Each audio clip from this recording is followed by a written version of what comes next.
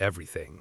It moved under doors, through cracked window frames, and across the empty streets of a small American coastal town in the winter of 1943. The war was far away on the maps, but close enough to change how people lived. Inside a small wooden shack near the docks, a fisherman knelt beside a cold iron stove. He had done this same routine every morning for years. A handful of newspaper, a few dry splinters of wood, and a single match. Normally, it took only a second. Strike, flame, fire. But that morning, the wind had other ideas. The first match snapped and died before it even caught. The second flared for a moment, then vanished in the cold air. Outside, the ocean wind howled against the boards of the house. Inside, the room remained dark and freezing. The fisherman paused, holding the last match between his fingers. It looked no different from the others. Thin, ordinary, cheap. But when he struck it against the box, something unexpected happened. The flame didn't disappear. The wind pushed. The flame leaned sideways, but it refused to go out.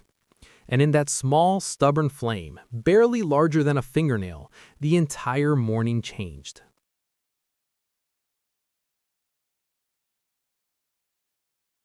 It's not how bright it was how stubborn it seemed. Most matches behave the same way. They flare up quickly, burn for a few seconds, and surrender the moment wind interferes. They were never designed for storms, ocean air, or open battlefields. They were meant for kitchens, fireplaces, and quiet rooms. But this one behaved differently. The flame bent almost sideways as the wind forced its way through the wooden walls of the shack. It flickered violently, struggling to hold its shape. Yet, it stayed alive. The fisherman held it there for several seconds, long enough for the dry paper beneath the stove to begin glowing orange. Only then did the fire finally catch. What he had just used looked almost laughably ordinary. A thin wooden stick, a rough, dark match head, a small cardboard box that cost only a few cents. Nothing about it suggested clever engineering or careful design. It looked cheap, crude, almost disposable. But the truth was stranger than that. This match had been designed for a world that no longer behaved normally. By 1943, American factories were not only producing rifles, aircraft, and tanks, they were quietly redesigning the smallest tools of everyday life. Because soldiers in Europe and the Pacific had discovered a simple problem. In rain, wind, mud, and freezing temperatures, fire had become surprisingly difficult to start. And without fire, nothing else worked. No warm food, no dry clothing, no signal fires. Sometimes, no survival. So, somewhere along the way, someone made a quiet decision. The match would have to change, and in doing so, it became something far more reliable than it had ever been before. In the next part, we need to understand the real problem America faced in 1943, because the match was only a symptom of something much larger.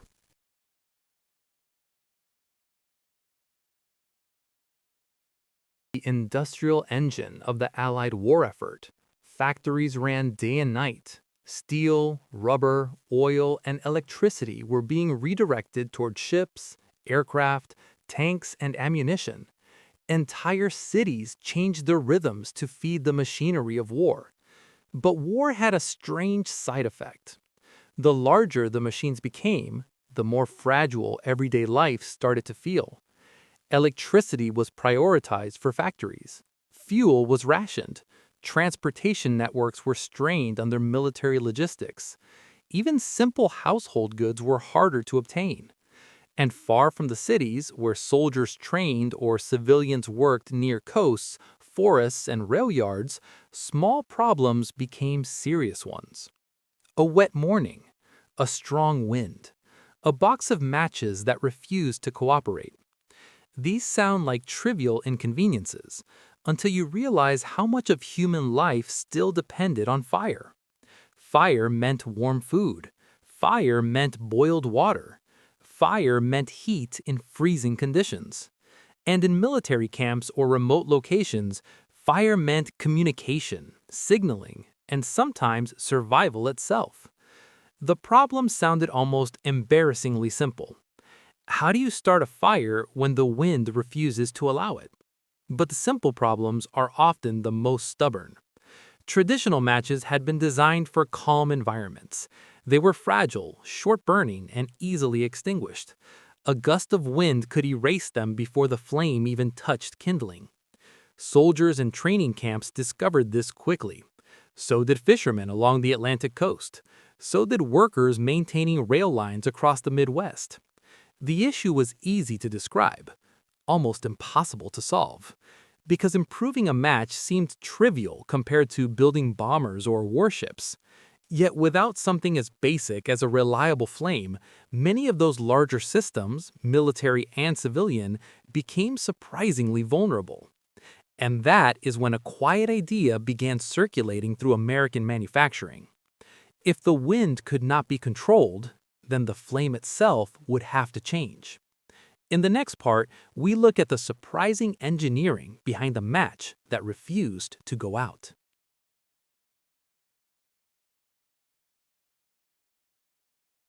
Had not become more sophisticated. It had, in many ways, become simpler. Traditional household matches were designed to burn quickly and cleanly. Their flame was small, delicate, and short-lived. In a quiet kitchen, that was perfect. The match lit the stove, and its job was done. But in the open air, on a windy shoreline, a muddy training field, or the deck of a moving ship, that same design became a weakness. A brief flame was easy for the wind to steal. So engineers and manufacturers quietly changed the priorities. Instead of elegance, they focused on persistence. Windproof matches used a thicker match head and a composition that burned hotter and longer. The flame was not graceful. It sputtered, hissed, and sometimes produced a small trail of sparks. But it stayed alive. Even when the wind pushed the flame sideways, the burning material continued feeding it.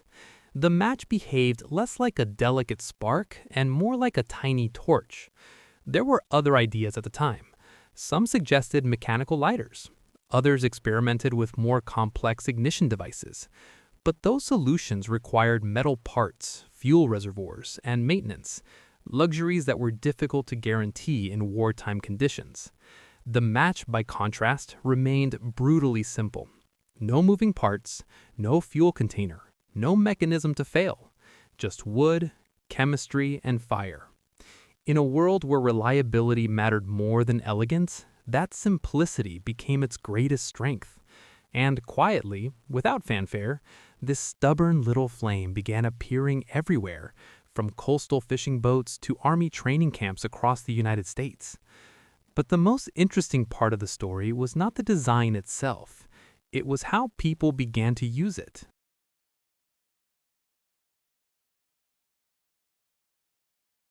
It was how quietly it entered people's lives. No newspaper headlines announced it, no patriotic posters celebrated it. In a war dominated by bombers, aircraft carriers, and artillery, a slightly improved matchstick was too small to deserve attention. Yet it spread everywhere. Fishermen along the Atlantic coast began carrying small boxes of them in their coat pockets.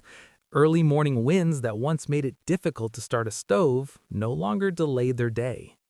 Railroad workers found them useful during night maintenance shifts. In the open fields and rail yards of the Midwest, wind had always been an enemy of fire. Now it was merely an inconvenience. Even in military training camps across the United States, soldiers began to appreciate the difference. A small flame that refused to die meant hot coffee in cold weather. It meant dry socks beside a field stove. It meant the ability to start a signal fire without wasting an entire box of matches. Individually, these moments seemed insignificant.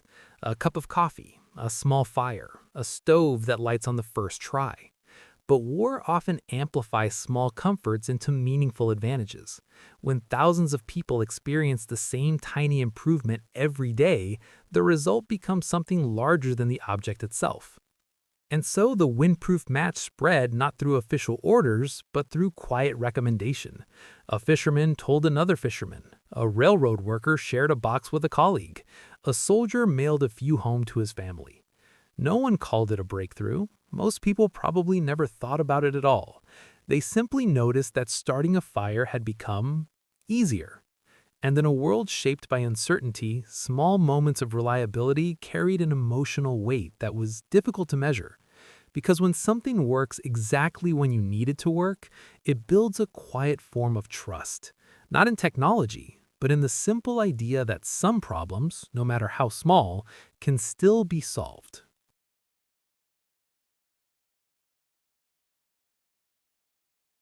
Every army in the Second World War faced the same basic problem. Wind, rain, cold, and darkness did not respect national borders.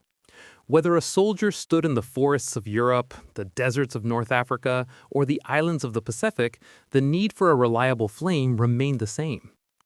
Different countries approached the problem in different ways. British soldiers often carried what were known as storm matches. These matches were longer and burned more intensely than ordinary household matches. Some were even designed to keep burning for several seconds in strong wind or light rain. German troops, on the other hand, frequently relied on compact fuel lighters, small metal devices that used gasoline or lighter fluid. In controlled conditions, these lighters worked well. They produced a steady flame and could be reused many times. But war rarely offered controlled conditions. Fuel could run out, mechanical parts could jam, dirt and moisture could enter the mechanism. A lighter that worked perfectly in a barracks might fail completely in a muddy trench. In comparison, the American approach remained stubbornly simple. The windproof match had no moving parts and required no fuel reservoir. It could be stored in large quantities, distributed easily, and used immediately by anyone, soldier or civilian alike. It was not elegant. It was not impressive, but it was dependable. And in wartime, dependability often mattered more than sophistication. Because when the wind was strong and the night was cold, the most valuable flame was not the most advanced one. It was simply the one that worked.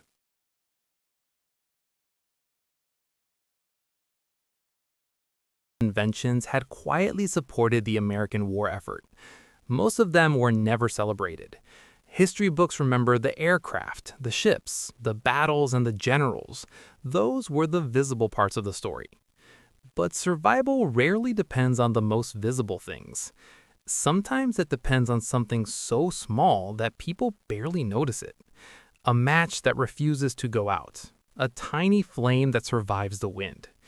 In 1943, no one would have called it an innovation. It did not change strategy, win a battle, or appear in military reports, but it did something far more ordinary.